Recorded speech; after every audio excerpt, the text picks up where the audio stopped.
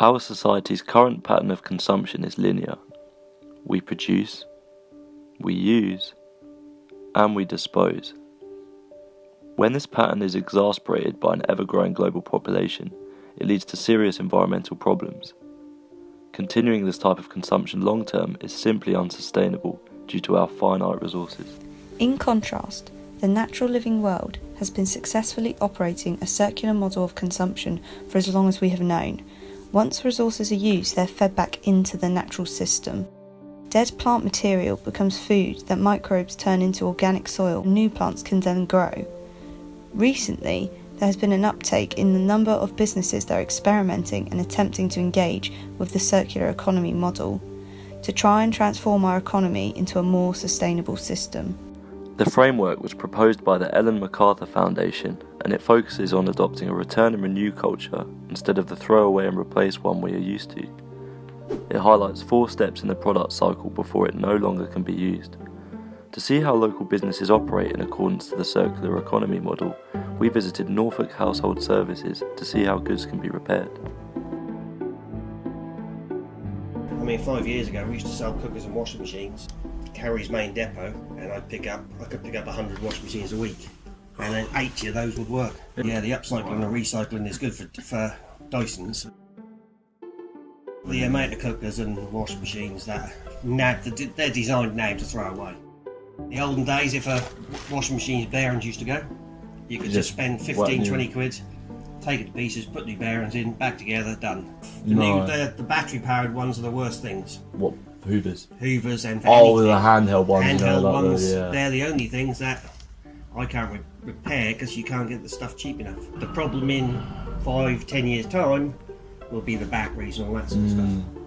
The rechargeables. Yeah.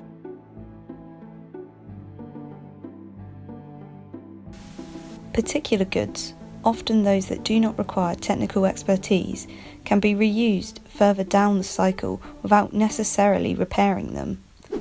Take clothes, for instance. When a user gets bored of their items that are still in good condition, they can be donated to charity. In turn, this allows them to be reused for a cheaper price and without extracting new resources for production that later leads to waste. The last step in the product cycle before recycling material is refurbishing.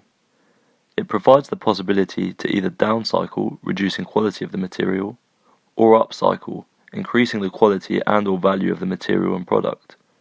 Millie J Shoes is a local business that turns old shoes into affordable high-end fashion. That's the beauty of it, because upcycling can be over and over and over again until basically, there's nothing left. There's probably about 5 stages before you actually have to get rid of it. And I think people are a lot more conscious about looking after themselves and the planet a little bit more. And because Norwich is so small, I think things catch on really quite quickly as well. And once you get the ball rolling, it's like a snowball effect. Because fast fashion is also an issue, we just can't, it's not sustainable anymore really. I think upcycling can also be things where you're making from scratch as well.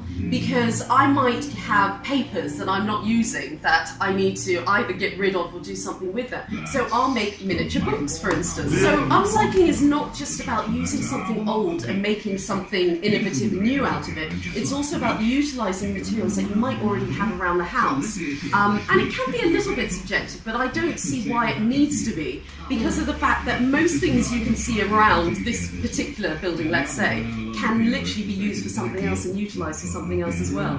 So I think it's just a bit of imagination and foresight, what can be done with a piece of an item or something. Looking at our current linear economy, we really have to question whether our throwaway habits are just for the environment in which we live. If we do not make the transformation to a more sustainable circular economy, it is possible that our natural environment will suffer. The businesses in Norfolk shown present the first steps to this sustainable transformation for justice to our own environment.